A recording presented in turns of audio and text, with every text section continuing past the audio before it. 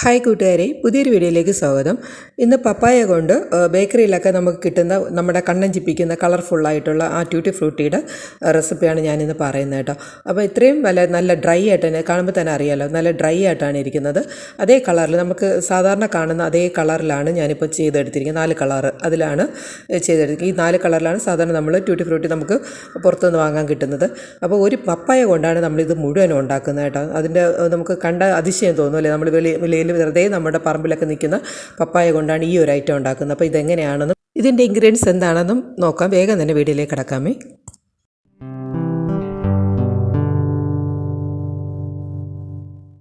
അപ്പോഴേ ഇതുണ്ടാക്കാനായിട്ട് പ്രധാനമായിട്ട് ഒരു ഐറ്റം വേണമല്ലോ. അപ്പോൾ നമുക്കത് പറിക്കാനായിട്ട് പോകാം. അപ്പോൾ ഇത് എൻ്റെ വീടിൻ്റെ ബാക്കിൽ നിൽക്കുന്ന ഒരു പപ്പായ ചെടിയാണ്. അപ്പോൾ അതിൽ ഞാൻ ഒരു വരി നോക്കി ഒരെണ്ണം പറിച്ചിട്ടുണ്ട്. ഇതിൻ്റെ തൊലിയൊക്കെ ഒന്ന് മാറ്റി നമുക്ക് ഇതിനെ ഒന്ന് കട്ട് ചെയ്തെടുക്കണം. അപ്പം നമ്മുടെ ട്രിവാൻഡ്രത്തൊക്കെ ഇത് കപ്പയ്ക്ക എന്നൊക്കെ പറയും, പക്ഷേ ഇത് കപ്പളങ്ങ എന്നും അറിയപ്പെടുന്നുണ്ട്. വേറെ എന്തെങ്കിലും പേരുണ്ടോ എന്ന് എനിക്കറിയില്ല. അപ്പോൾ എന്തായാലും ഇതിൻ്റെ തൊലിയൊക്കെ ഒന്ന് മാറ്റി നമുക്ക് ഇതിനൊന്ന് കട്ട് ചെയ്തിട്ട് ഇതിൻ്റെ കുരുവൊക്കെ ഒന്ന് മാറ്റി ഈ ഒരു കണക്കിനുള്ള പപ്പായാണ് എടുക്കേണ്ടത് കേട്ടോ. ഞാനിപ്പം ഈ ഒരു സൈസിന് ഇപ്പം നമുക്കറിയാമല്ലോ, ഒരു ട്യൂട്ടി ഫ്രൂട്ടിയുടെ ഒരു സൈസ് അറിയാം. ഈ ഒരു സൈസിന് ഞാൻ ഇപ്പം എല്ലാം ഒന്ന് കട്ട് ചെയ്തെടുത്തിട്ടുണ്ട്. ഒരു ലെങ്തി ആയിപ്പോൾ, അതുകൊണ്ടാണ് ഞാനിപ്പം എല്ലാം കട്ട് ചെയ്ത് കാണിക്കുന്നത് കേട്ടോ. ഇനി ഇത് നന്നായിട്ടൊന്ന് നമുക്കൊന്ന് കഴുകിയെടുക്കാം. ഇതിൻ്റെ വേസ്റ്റൊക്കെ ഒന്ന് മാറ്റിയിട്ട് നമുക്കിതൊന്ന് നന്നായിട്ടൊന്ന് കഴുകിയെടുക്കണം.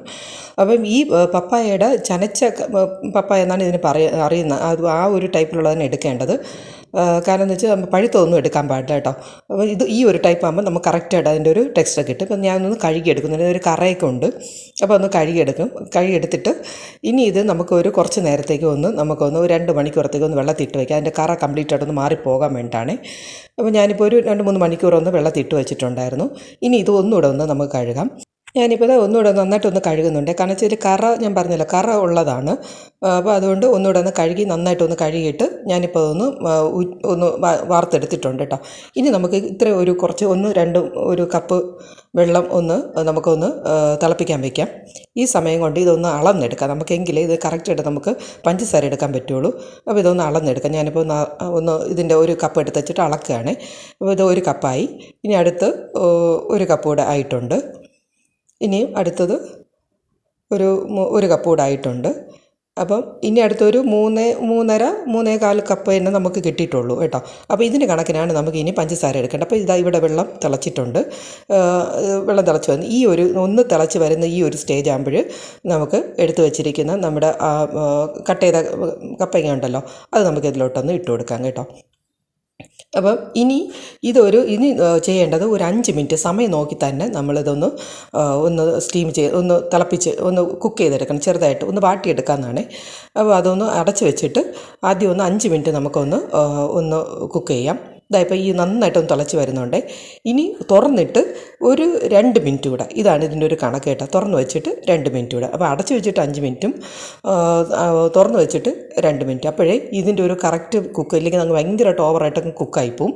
അതുകൊണ്ടാണ് ഈ കറക്റ്റാണ് പറഞ്ഞു തരുന്നത് കേട്ടോ. അപ്പോൾ മൊത്തം 7 മിനിറ്റാണ് നമുക്ക് ഈ പപ്പായ വേവാൻ വേണ്ടിയിട്ട് വേണ്ടത് കേട്ടോ. അപ്പോൾ ഇത് ഏകദേശം ആയിട്ടുണ്ട്. ഈ ഒരു കണക്ക് നമുക്ക് നോക്കുമ്പോൾ കുറച്ചൊന്ന് ട്രാൻസ്പെറൻ്റ് ആയിട്ട് വന്നിട്ടുണ്ട്. നമുക്ക് കാണുമ്പോൾ തന്നെ അറിയാം, അല്പം ഒന്ന് ട്രാൻസ്പെറൻ്റ് ആയിട്ട് വന്നിട്ടുണ്ട്. ഈ ഒരു കണക്കാകുമ്പോൾ നമുക്ക് തീ അങ്ങ് ഓഫ് ചെയ്യാം. ഓഫ് ചെയ്തിട്ട് ഇനി നമുക്ക് ഇതിനെ ഒന്ന് വാർത്തെടുക്കണം. അത് ഒന്ന് സ്ട്രെയിൻ ചെയ്തെടുക്കേണ്ടതാണ്. അപ്പം ഞാനിപ്പോൾ ഒരു അരിപ്പ് വെച്ചിട്ടുണ്ട്. ഇതിലേക്ക് നമുക്കിനി ഒന്ന് വാർത്തെടുക്കാൻ കേട്ടോ. അപ്പം 2 പ്രാവശ്യമായിട്ടാണ്, എനിക്കതിൽ നിൽക്കുന്നില്ലായിരുന്നു. അപ്പോൾ 2 പ്രാവശ്യമായിട്ട് ഞാനിപ്പോൾ വാർത്തെടുത്തിട്ടുള്ളത്.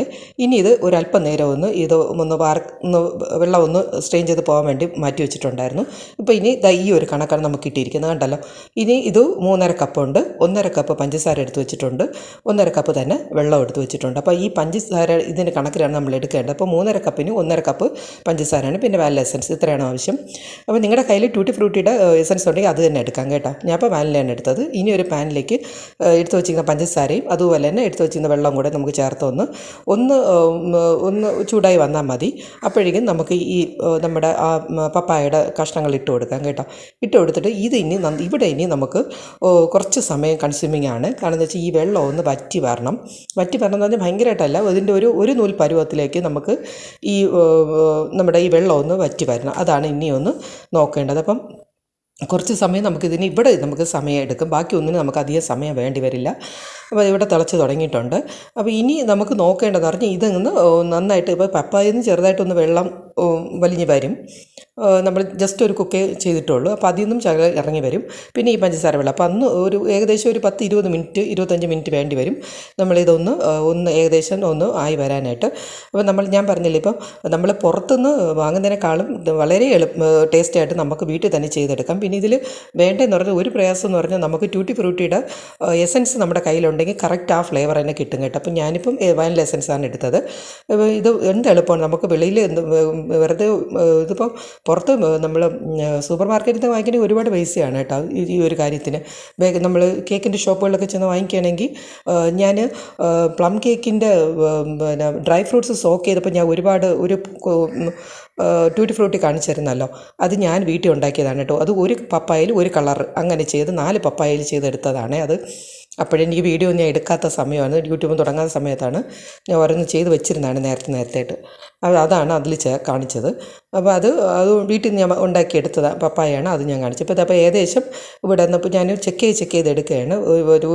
ഒരു നൂൽ പരുവം ആവുന്നുണ്ടോ നോക്കി എടുക്കുകയാണ് കേട്ടോ. അപ്പോൾ ഏകദേശം ഇവിടെ ഇപ്പം ഏകദേശം ഒരു നൂല് വലിഞ്ഞിട്ടുണ്ട്. അത് കറക്റ്റാണ്.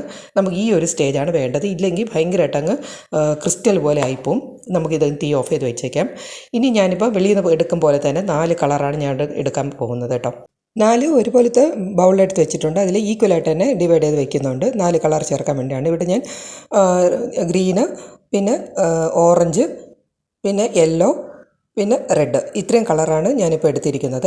ഈ കളർ ഉപയോഗിച്ചാണ് ഞാനിപ്പോൾ ഒന്ന് മിക്സ് ചെയ്യാൻ പോകുന്നത്. ഇപ്പോൾ ആദ്യം തന്നെ നമുക്ക് ഓറഞ്ച് ഒന്ന് എടുക്കാം. അത് ചേർത്ത് ഒരു 2 ഡ്രോപ്പ് മതിയാവും. ഞാൻ ജെൽ കളറാണ് യൂസ് ചെയ്തിരിക്കുന്നത്. കേക്കിലൊക്കെ യൂസ് ചെയ്യുന്നത് നമ്മൾ എഡിബിൾ ആയിട്ടുള്ള കളറാണ് കേട്ടോ. ഇത് ഒന്ന് മിക്സ് ചെയ്ത് വെച്ചിട്ടുണ്ട്. അടുത്ത ഇനി ഗ്രീനാണ്, അതും ഒന്ന് മിക്സ് ചെയ്ത് എടുക്കുന്നുണ്ട്. അപ്പോൾ ഇതൊക്കെ ചെയ്യുമ്പോൾ സെപ്പറേറ്റ് സ്പൂൺ എടുത്ത് കഴിഞ്ഞാൽ കളർ മിക്സ് ആവാതെ കിട്ടും. ഇനി അടുത്ത് യെല്ലോ ആണ്, അതും ഒന്ന് മിക്സ് ചെയ്ത് എടുക്കുന്നുണ്ട്. ഇനി അടുത്ത് റെഡാണ്, അപ്പോൾ അതുകൂടെ ഒന്ന് മിക്സ് ചെയ്തെടുക്കുക. അപ്പോൾ 4 കളർ നമ്മളിവിടെ മിക്സ് ചെയ്തെടുക്കുന്നുണ്ട്. അപ്പം കളറ് ഒരു 2 ഡ്രോപ്പ് ഒഴിച്ചാൽ മതി, ഇല്ലെങ്കിൽ ഭയങ്കര അങ്ങ് കളറായിട്ട് പോകും. അപ്പോൾ ഞാനിപ്പോൾ 4 കളറും ഒന്ന് റെഡിയാക്കി ഇതാ വെച്ചിട്ടുണ്ട്. ഇനി നമുക്ക് ഒന്നുകൂടെ ഒന്ന് നന്നായിട്ട് ഇപ്പോൾ ഞാൻ ഒന്നുകൂടെ നമുക്ക് ഒന്ന് മിക്സ് ചെയ്തിട്ട് ഇതിനി ഒരു ഏകദേശം കുറച്ച് സമയം ഇരിക്കേണ്ടതാണ്. ഈ കളറൊക്കെ ഒന്ന് പിടിക്കണം, സിറപ്പൊക്കെ ഒന്ന് പിടിക്കാറുണ്ട്. അപ്പോൾ ഇത് ഇത്രയും ഒന്ന് റെഡിയാക്കാനുണ്ട്. ഇനി ഒരു പ്ലേറ്റ് എടുത്തിട്ടുണ്ട്, അതിൽ ഞാൻ ടിഷ്യൂ വെച്ചിട്ടുണ്ട്. ഇനി അതിൻ്റെ പുറത്താണ് നമുക്ക് ഈ എല്ലാം ഒന്നും വയ്ക്കേണ്ടത്. അപ്പം ഈ ടിഷ്യൂ കുറേ ഇതൊക്കെ അങ്ങ് അബ്സോർവ് ചെയ്യും. എന്നിട്ട് നമുക്ക് കറക്റ്റായിട്ട് ഒന്ന് ഉണങ്ങി കിട്ടും കേട്ടോ. അപ്പോൾ ഞാനിപ്പോൾ 4 എണ്ണം ഇതുപോലെ ഒന്ന് ഓരോ ടിഷ്യൂവിൻ്റെ പുറത്ത് ഇപ്പം 4 എണ്ണം ഒന്ന് റെഡിയാക്കി വെച്ചിട്ടുണ്ട്. ഇതിന് കുറച്ച് സമയം നമുക്ക് എന്തായാലും ഇരിക്കണം. ഒരു ഓവർനൈറ്റ് വയ്ക്കുകയാണെങ്കിൽ അത്രയും നല്ലത്. ഞാനിപ്പോൾ അങ്ങനെയാണ് വെക്കാൻ പോകുന്നത്, ഇത് ഒന്ന് റെഡി കിട്ടാൻ വേണ്ടി കേട്ടോ. ഞാനിപ്പോൾ ഓവർനൈറ്റ് വെച്ചിട്ട് നെക്സ്റ്റ് ഡേ മോർണിംഗിലാണ് ഇതെടുക്കുന്നത്. അപ്പോൾ നമുക്ക് ഒരു 12 മണിക്കൂറെങ്കിലും ഇതിങ്ങനെ ഇരിക്കണം, എങ്കിലേ അത് നമുക്ക് ഈ കറക്റ്റായിട്ടുള്ള ടെക്സ്റ്റിൽ കിട്ടുള്ളൂ. അപ്പോൾ ഇത് നല്ല ഡ്രൈ ആയിട്ട് ഒരു ടെക്സ്റ്റിലായി കഴിഞ്ഞാൽ പിന്നെ അധികം നേരം പുറത്ത് വയ്ക്കരുത്. നമ്മളത് സ്റ്റോർ ചെയ്യേണ്ട വഴികളാണ് നോക്കേണ്ടത്. അപ്പോൾ ഞാനിപ്പോൾ എല്ലാം ഒന്ന് ഇങ്ങോട്ട് മാറ്റുന്നുണ്ട് കേട്ടോ. അപ്പോൾ ഞാൻ പറഞ്ഞില്ലേ, ആ ഷുഗർ സിറപ്പൊക്കെ കറക്റ്റായിട്ട് ഇതിൽ പിടിച്ചിട്ടുണ്ട്, കളറും കറക്റ്റായിട്ട് വന്നിട്ടുണ്ട്. ഇത് നല്ല ഡ്രൈ ആയിട്ട് തന്നെ കിട്ടിയിട്ടുണ്ട്. ഞാനിപ്പോൾ സൺലൈറ്റിലല്ല വെച്ചത്, സാധാരണ പുറത്താണ് വെച്ചിരുന്നത്. ഇപ്പോൾ 2 ദിവസമായിട്ട് മഴയായിരുന്നല്ലോ ഇവിടെ, അതുകൊണ്ട് ഞാനിപ്പോൾ പുറത്ത് ഇങ്ങനെ വെറുതെ അടച്ച് വെച്ചിട്ടാണ് ചെയ്തത്. പക്ഷേ ഈ സൺലൈറ്റൊക്കെ ഉള്ള സമയത്താണെങ്കിൽ ഇതിനൊന്ന് സൺലൈറ്റിൽ വെക്കുകയാണെങ്കിൽ പെട്ടെന്ന് ഡ്രൈ ആയി കിട്ടും, ആ ഒരു ടെക്സ്റ്റിൽ കിട്ടും. എന്നിട്ട് പോലും ഇത് കറക്റ്റായി കിട്ടിയിട്ടുണ്ട്, കാണാമല്ലോ കറക്റ്റായിട്ട്. ഞാൻ ഇപ്പോൾ എല്ലാം ഒന്ന് മിക്സ് ചെയ്യുന്നുണ്ട് കേട്ടോ. അപ്പോൾ ഇതാണ് നമ്മൾ വെളിയിൽ നിന്നൊക്കെ വാങ്ങുന്ന ആ ട്യൂട്ടി ഫ്രൂട്ടി. അപ്പോൾ ഇതാണ് സംഭവം. ഇത്രയേ ഉള്ളൂ കാര്യം ചെയ്തെടുക്കാനായിട്ട്. ഒന്ന് നന്നായിട്ടൊന്ന് മിക്സ് ചെയ്തെടുക്കാം. അപ്പം സെപ്പറേറ്റ് ആയിട്ട് ഓരോ കളറായിട്ട് ഓരോ ബോട്ടിൽ സ്റ്റോർ ചെയ്യണമെങ്കിൽ അങ്ങനെ സ്റ്റോർ ചെയ്യും. അപ്പോൾ ഞാൻ എന്തായാലും ഇത് ഒന്നിച്ച് മിക്സ് ചെയ്യുകയാണ്. അപ്പോൾ ഇത് വെച്ച് ഒരു റെസിപ്പി ചെയ്യാൻ വേണ്ടിയാണ് ഞാനിപ്പോൾ ഇത് ആദ്യം ഉണ്ടാക്കി വെച്ചത്. അപ്പോൾ ഇതാണ് നമ്മൾ പ്ലം കേക്ക് ചെയ്യുന്നതിനും പിന്നെ ദിൽ ഖുഷൊക്കെ ഉണ്ടാക്കുന്നതിനും പിന്നെ ട്യൂട്ടി ഫ്രൂട്ടി കേക്ക് ഉണ്ടാക്കുന്നതിനൊക്കെ നമ്മൾ യൂസ് ചെയ്യുന്ന ഇതാണ്.